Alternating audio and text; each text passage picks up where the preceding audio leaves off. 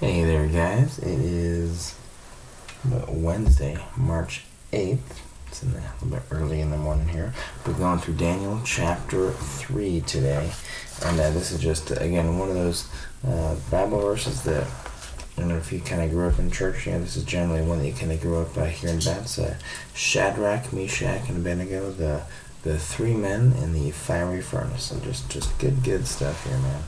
It's great. So, anyway, song that I had stuck in my head as I was kind of writing this is a nice VeggieTales song. So, I am a promise, I am a possibility, I am a promise with a capital P. So, it's just a good little song. So, anyway, we'll go ahead and we'll get on and get on.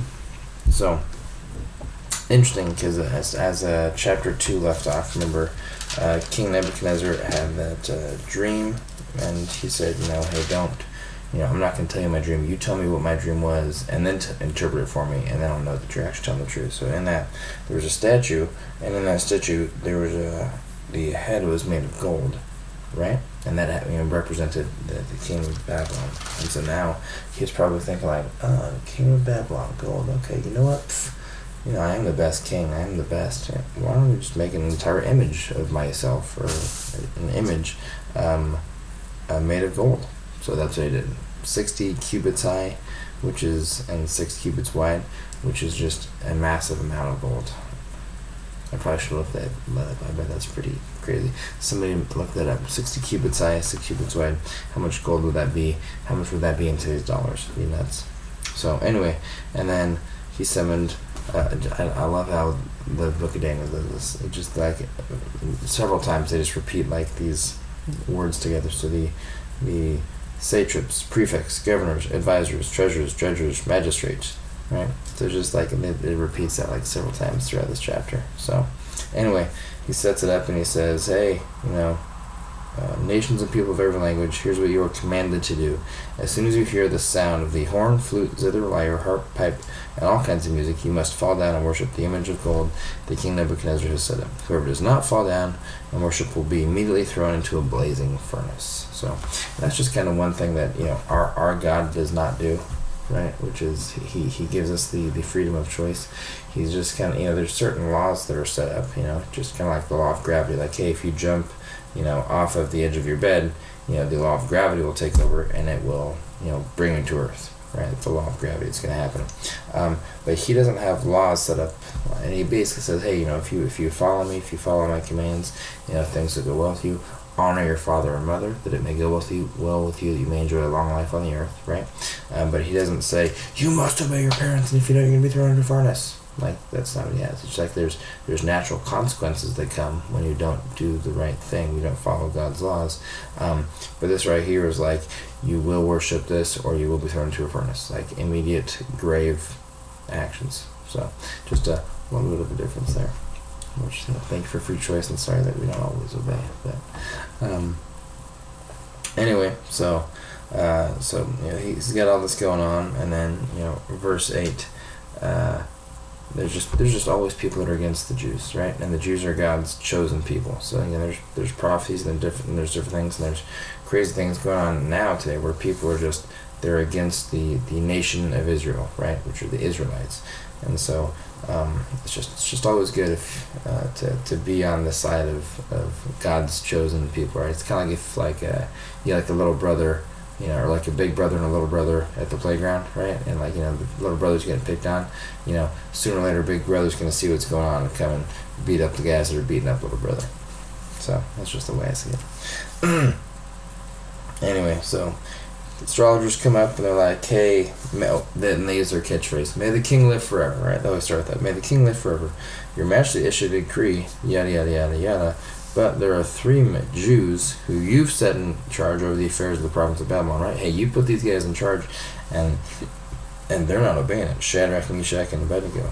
Or if you're talking to your kids and you want them to go to bed, it's Shadrach, Mesach, and Abednego.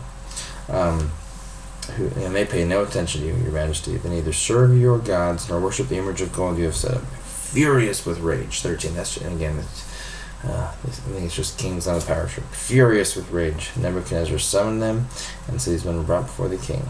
And so he says, "Is it true, Shadrach, Meshach, and Abednego, that you do not serve my gods or worship the image of gold I have set up?" He says, "Hey, now when you hear all these kinds of music, right? The the horn, flute, zither, lyre, harp, pipe, and all kinds of music. If you're ready to fall down and worship the image I made, very good. But if you do not worship it, you will be immediately thrown into a blazing furnace.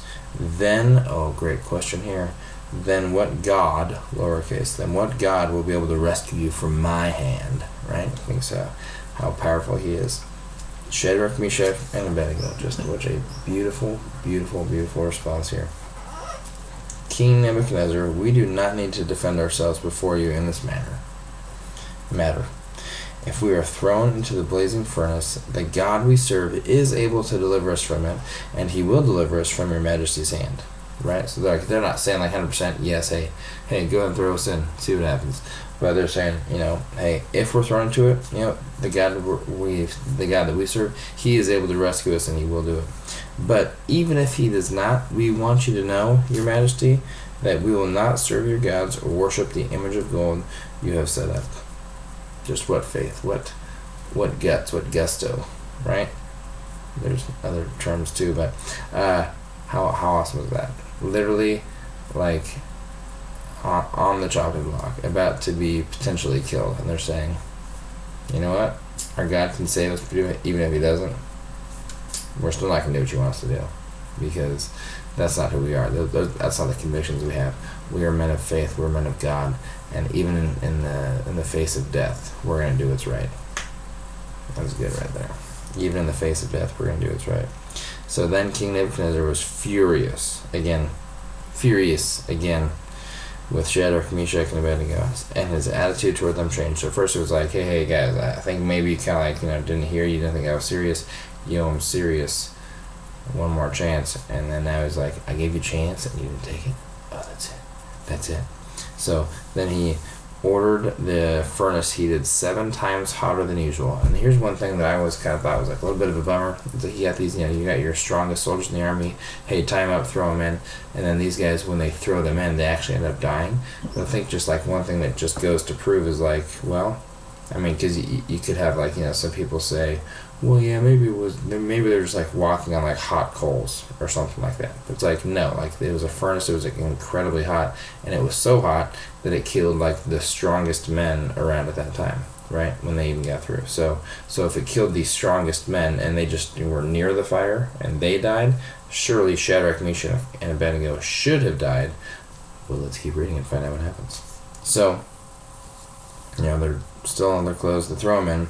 Then they throw them in. Then King Nebuchadnezzar leaped to his feet in amazement and asked his advisors, "Weren't there 3 men that we tied up into the fire?" They replied, "Certainly, your majesty." Then he said, "Look, I see 4 men walking around in the fire, unbound and unharmed, and the 4th looks like a son of the gods."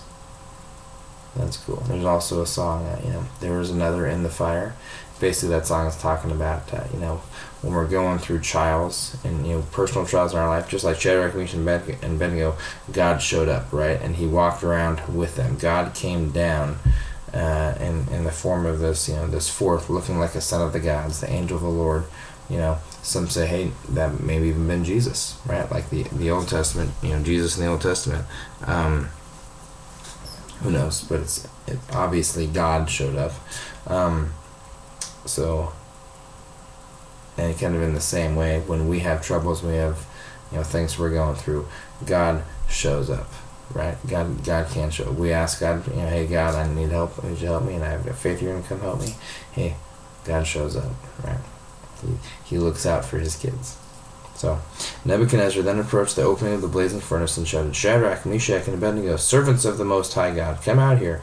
Oh, now it's, oh, no God can save you from my hand. But now it's like, whoa, you guys are servants of the Most High God. I get it. So Shadrach, Meshach, and Abednego came out of the fire, and the satraps, prefects, governors, and royal advisors crowded around them. They saw that the fire had not harmed their bodies, nor was a hair of their head singed, and their robes were not scorched. There was even no smell of fire on them. So just like all that, again, like it killed those guys, the strongest soldiers, but then they were in there, they were walking around in it, and again, fourth dude shows up, like, it looks like a son of the gods, and now they come out, they don't even smell like fire. No hair, nothing, the clothes are totally fine, no smell of fire on them. Then King Nebuchadnezzar said, "Praise be to the God of Shadrach, Meshach, and Abednego, who has sent his angel and rescued his servants." They trust, and now it's just like he just, again, attitude just totally flips. That's what God can do. When God does something crazy, cool, miraculous like this, people's attitudes change. And that's one thing, is like, if you see, somebody's attitude has changed, like, I wonder what happened to make their attitude change. Well, this guy saw an act of God. That's what happened. So, and then this is the king talking, and he's like so impressed with them, right? They trusted in him and defied the king's command, and were willing to give up their lives rather than serve or worship any god except their own God. He's impressed with their disobedience, which is cool. So that's also like just a good little reminder right there, is just, hey, God's laws are above man's laws, right? So it's not like, if like, I can disobey whatever I want because, or any rules that I want because my God's going to protect me. But if God has a law set up, and then man sets up a law that's contrary to God's law, this right here is just a great, great point. Hey, even if it's going to get me in trouble with man, I'd rather follow God than follow man. And maybe get in trouble, but hey, I know God can rescue me, God can save me, God can take care of me. So, always good to follow God's laws over man's.